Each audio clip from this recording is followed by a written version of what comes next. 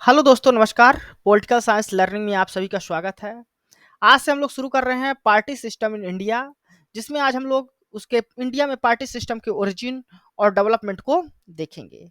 India में party system का जो डेवलपमेंट है उसको हम लोग 6 फेज में डिवाइड कर सकते हैं। जो पहला फेज है वो party system and freedom movement है, जो 1920 से 1947 के बीच रहा है। सेकंड जो फेज रहा है वो वन डोमिनेंट पार्टी सिस्टम का रहा है, जिसको कांग्रेस सिस्टम भी कहा जाता है, 1947 से लेकर 1967 तक। थर्ड फेज हम लोग मान सकते हैं कांग्रेस डोमिनेंस और डिसेंट, जो 1971 से 1977 तक होता है। इसके बाद फिर इमरजेंस होता है कई रीजनल पार्टीज का, जो 1980s के दशक में होता है, तो उसको हम लोग देखेंगे। फिफ्थ फेज है फ्रेगमेंटेड मल्टी पार्टी सिस्टम का, जो 1989 से 2014 का जो टाइम पीरियड रहता है, इसमें कई सारी कोalition गवर्नमेंट्स सेंट्रल में जो है तो गवर्नमेंट फॉर्म करने में काम सफल होती है, तो उसको हम लोग देखेंगे। फिर हम लोग देखेंगे सेकंड डोमिनेंट पार्टी सिस्टम, जो 2014 से लेके अभी तक जारी है, यानी बीजेपी का जो डोमिनेंस है उसको भी हम लोग देखेंगे।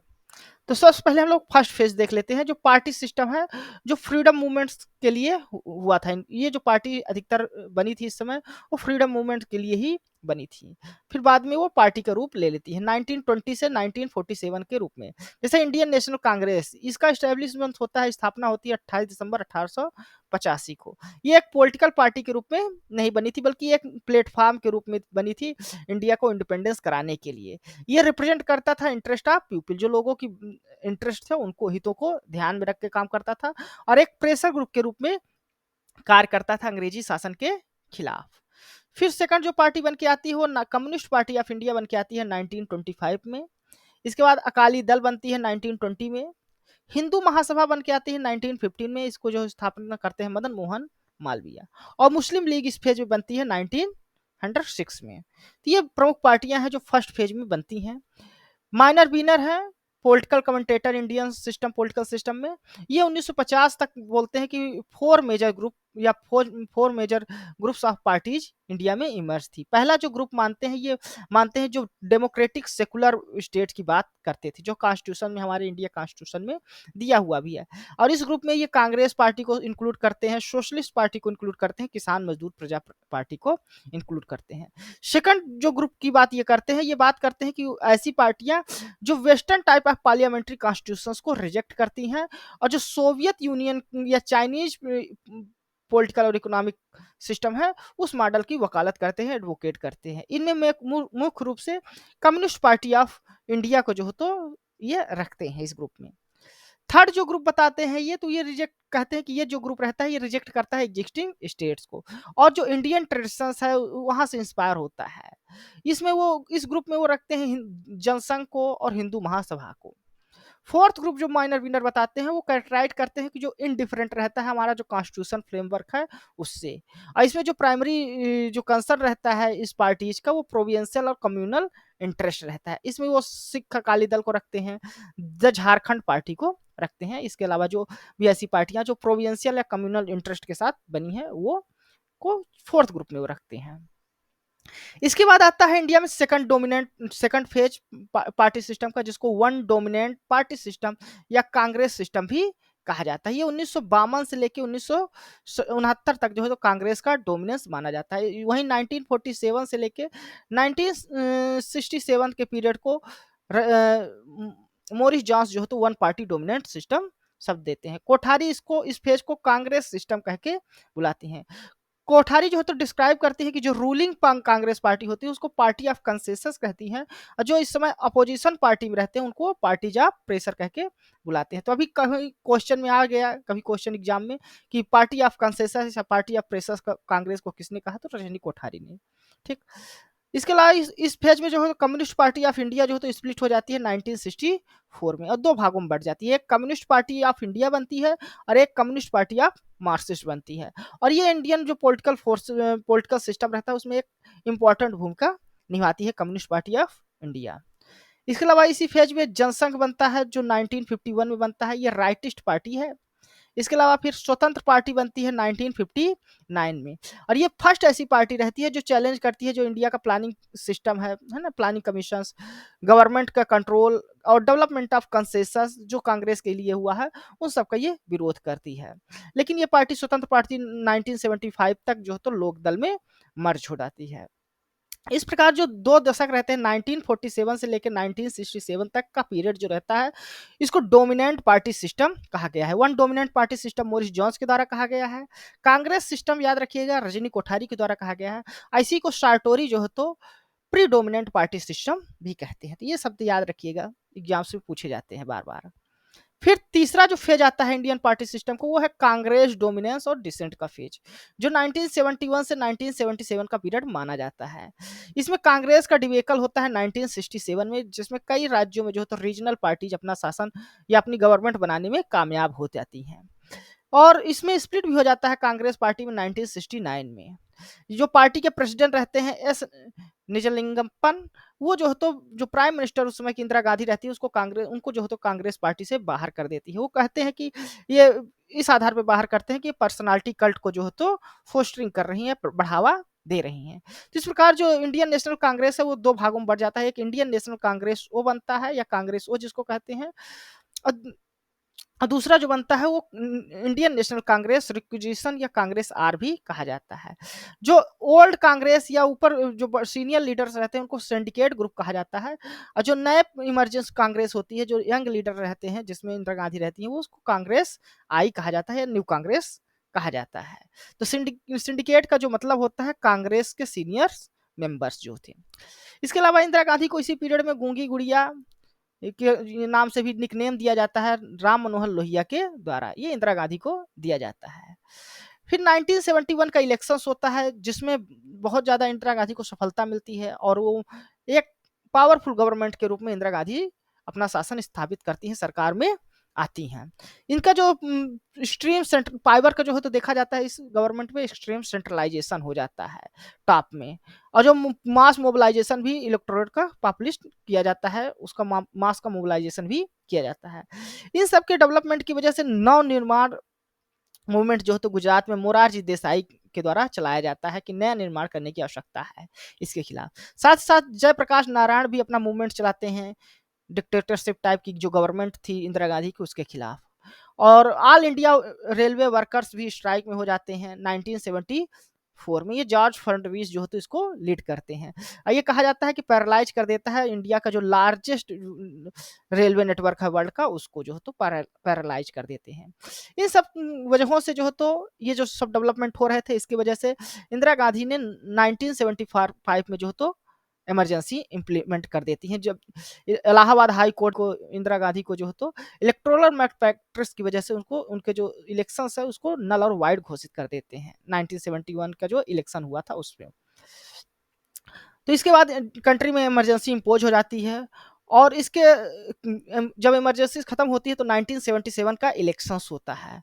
इसमें जो है तो मोरारजी देसाई जो है तो प्राइम मिनिस्टर बनते हैं, जो जनता पार्टी जीत के लाती है। जनता पार्टी कई अन्य पार्टियों की जो उस समय की पार्टियां थी उनका कोएलिशन रहता है, लेकिन इसमें जो ये जो सरकार रहती है ये ज़्यादा दिन चल नहीं पाती, 3 साल मात्र चल पाती है, क्योंकि इसमें जो बड़े लीडर रहते हैं कई अन्य पार्टियों के, वो प्रधानमंत्री पद की चाह के लिए आपस में उनके इंटरेस्ट जो होते हैं या ईगो क्लैश होते रहते हैं। जैसे मोरारजी देसाई हो गए, चरण सिंह हो गए और जगजीवन राम, तो ये सभी जो है तो चाहते हैं कि हम पार्टी के प्रधानमंत्री बने या देश के प्रधानमंत्री बने, जिसके वजह से ये पार्टी सरकार ज़्यादा दिन सरकार चला नहीं पाती। तो जनता पार्टी जो है तो स्प्लिट हो जाती है 1980 खत्म होते होते, वो कई पार्टियों में बढ़ जाती है। जैसे राष्ट्रीय जनता दल और समता पार्टी बिहार में बन के आती है जनता पार्टी से, बीजू जनता दल स्प्लिट हो जाती है उड़ीसा में बन जाती है, समाजवादी पार्टी बन के आती उभर कर सामने आती है यूपी में, और जनता दल सेकुलर जो है तो कर्नाटका में। तो ये जनता पार्टी कई अन्य छोटी पार्टियों में जो है तो स्प्लिट हो जाती है, जो रीजनल पार्टीज के रूप में सामने आती हैं फिर भारत। इसके बाद अब जो तो चौथा जो फेज होता है वो इमरजेंस ऑफ रीजनल पार्टीज का होता है, जो 1980 से 1989 का पीरियड रहता है। इसमें जो तो रीजनल जो मूवमेंट्स होते हैं, जैसे सेपरेटिज्म मूवमेंट हो गया असम, पंजाब या कश्मीर में, ये सब ऐसे फोर्सेस होते हैं इंडियन पॉलिटिक सिस्टम में जो रीजनल पार्टीज को उदय होने में भूमिका निभाते हैं। Under the pressure of these development under scored by the emergence of new regional parties, तो कई नई रीजनल पार्टी उभर कर सामने आती है, जैसे असम गण परिषद हो गया, तेलुगु देशम हो गया, जम्मू कश्मीर में नेशनल कॉन्फ्रेंस हो गया, पंजाब में अकाली दल उभर के सामने आता है, तमिलनाडु में डीएमके और एआईडीएमके, ये सब जो तो रीजनल पार्टी जो है तो उभर के सामने आती है इस फेज में। तो इसको 90s 80s का जो दशक है, इसको रीजनल पार्टीज के इमरजेंस के रूप में देखा जाता है। अब हम लोग देख लेते हैं ऐसे कौन कौन से रीजन्स रहे हैं जिसके कारण ये रीजनल पार्टी उभर कर सामने आती है। तो इंडियन पार्टी सिस्टम में जो है तो कई newly emergent socio economic political economic forces उभर कर सामने आती है, लेकिन जो नेशनल पार्टीज रहती है वो इसको अपना रिप्रेजेंटेशन या सही रिप्रेजेंटेशन नहीं मिल पाता इन जो नई सोशियो इकोनॉमिक फोर्सेस उभर के सामने आती है। इसके वजह होता है राइज ऑफ कैपिटलिस्ट फार्मिंग जो होता है, और रीजनल जो इलीट्स होते हैं वो भी रीजनल पार्टीज के ग्रोइंग में अपनी भूमिका निभाते हैं। जो एस्पिरेशंस होता है लोकल इलीट्स का, जो पावर इलीट्स जो भी मध्य इंटरमीडिएट पीजेंट कम्युनिटी के रहते हैं, वो उभर कर सामने आते हैं, जिसकी वजह से भी उनके एस्पिरेशंस की वजह से भी ये रीजनल पार्टी बन के सामने आती है। साथ ही साथ जो इंडिया में number of ethnic, cultural, linguistic, religious और कास्ट ग्रुप बने हैं, वो सब भी अपने रिप्रेजेंटेशन के लिए, अपने पावर को बढ़ाने के लिए जो तो इंडियन पार्टी सिस्टम में पार्टीज का निर्माण करते हैं। जैसे बीएसपी जो तो रिप्रेजेंट करती है दलित के इंटरेस्ट के लिए, समाजवादी पार्टी जो है तो यादवों के इंटरेस्ट के लिए बनी। तो ये सब अपने अपने ग्रुप, अपने अपने कास्ट को ध्यान देकर या अपने रिलीजियस के आधार पर पार्टियां बनाते हैं रीजनल इंटरेस्ट को देखकर। फिर रीजनल पार्टी जो रहती है वो लोकल डिमांड जो रहती है उसको जो है तो आगे बढ़ाने में करती हैं, उसको उसके चैंपियन कही जाती हैं रीजनल पार्टीज। साथ ही साथ कई स्टेट डिमांड फॉर स्टेटहुड भी हुआ, जिसकी वजह से भी कई रीजनल पार्टी उभर के सामने आती हैं। जैसे गोरखा जनमुक्ति मोर्चा होता है वेस्ट बंगाल में, ठीक। तेलंगाना राष्ट्र समिति जो है तो बनती है आंध्र प्रदेश में तेलंगाना राज्य के निर्माण के लिए। झारखंड मुक्ति मोर्चा बिहार में बन करता है। उत्तराखंड क्रांति दल, ये सब 90s 80s के ऐसे मूवमेंट्स हैं जिसकी वजह से कई रीजनल पार्टी जो है तो उभर के सामने आती हैं।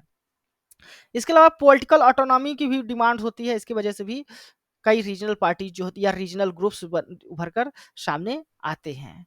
जैसे रीजनल डेवलपमेंट और एलोकेशंस को लेकर, रिसोर्सेज को लेकर एनटी रामाराव और हुजकी उनकी जो तेलुगु देशम पार्टी है वो चाहती है कि जो सेंटर स्टेट का रिलेशन है उसमें ग्रेट रीस्ट्रक्चरिंग की जरूरत है, पुनः संरचना करने की जरूरत है, उसको रीडिफाइन करने की आवश्यकता है।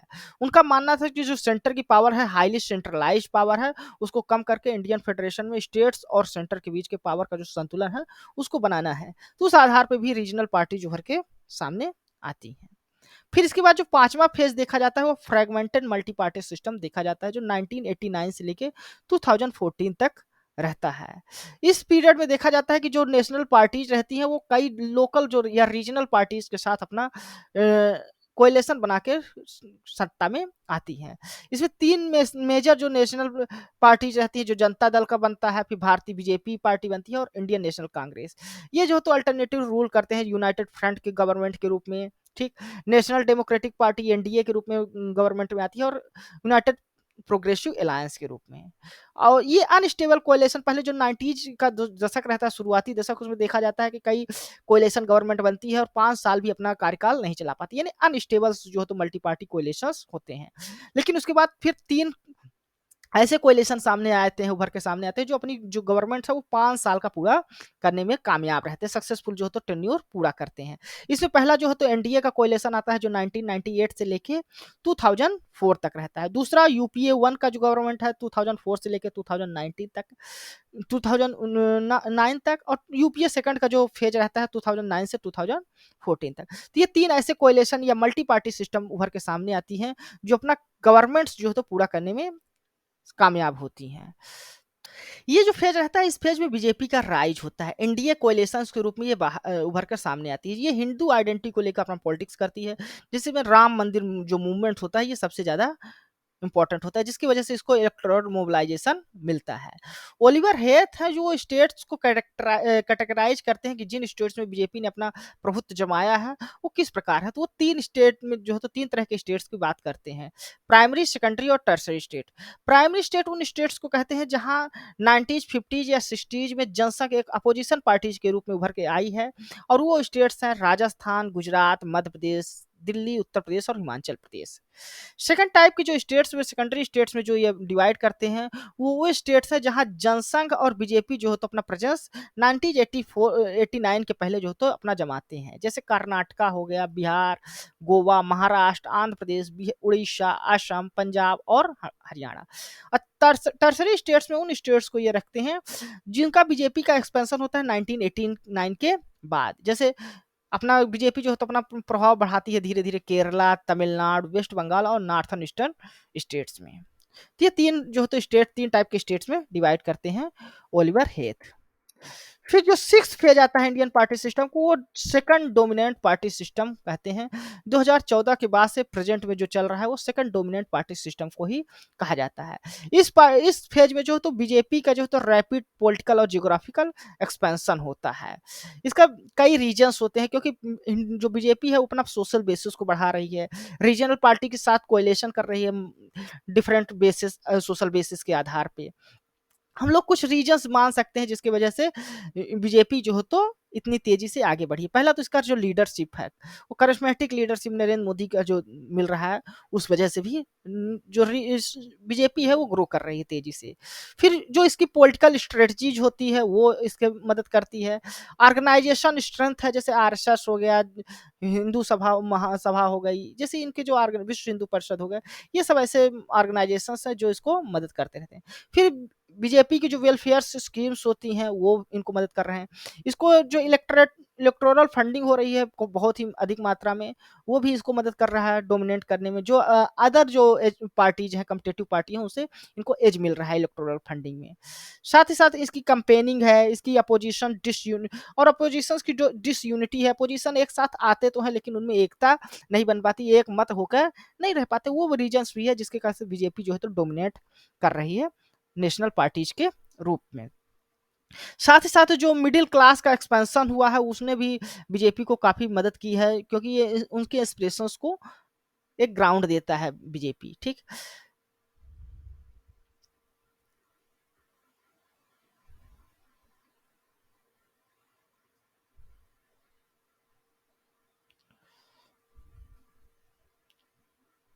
इसके अलावा बीजेपी जो है तो मोदी गवर्नमेंट में इसका इलेक्टोरल कंपटीशन भी बढ़ा है, पॉलिटिकल बेसिस जो होता है इलेक्टोरल कंपटीशन को, वो भी बढ़ा है। इसने जो इन्होंने जो तो कास्ट और कम्युनिटी बेस्ड जो पॉलिटिक्स अलाइनमेंट होते हैं उसको भी डिसरप्ट किया है, और डेवलपमेंट के बेस पे जो है तो पॉलिटिक्स को ज़्यादा बढ़ावा दिया है। ठीक ना, सोशल बेस जो है इसका इसका सपोर्ट जो है तो वो काफ़ी बढ़ा है। इसकी आइडियोलॉजिकल जो एजेंडा है, वो कंट्री का जो आइडियोलॉजिकल एजेंडा है उसको भी ये सेट कर रहे हैं, यानी जो बीजेपी गवर्नमेंट है वो सेट कर रही है, जिसकी वजह से भी इसका डोमिनेंस बढ़ता ही जा रहा है। तो ये कुछ ऐसे रीजंस हैं जिसके कारण हम कह सकते हैं कि जो बीजेपी है इसमें डोमिनेंट पार्टी सिस्टम के रूप में कार्य कर रही है, तो जिसको सेकंड डोमिनेंट पार्टी सिस्टम या बीजेपी डोमिनेंट पार्टी सिस्टम भी कहा जा सकता है। तो धन्यवाद दोस्तों, हमने आज के वीडियो में हमने पॉलिटिकल डेवलपमेंट, पॉलिटिकल पार्टीज का किस प्रकार से डेवलप हुआ है उसको 6 फेजेस में हमने देखा। तो ये वीडियो आपको कैसा लगा है आप अपने कमेंट्स के माध्यम से हमें जरूर बताइए। साथ साथ आप हमारे इस वीडियो को लाइक करें, हमारे इस चैनल को सब्सक्राइब करें, ताकि जिस इस तरह की जो आने वाली वीडियोज हैं वो आपको मिल सके। धन्यवाद, थैंक यू।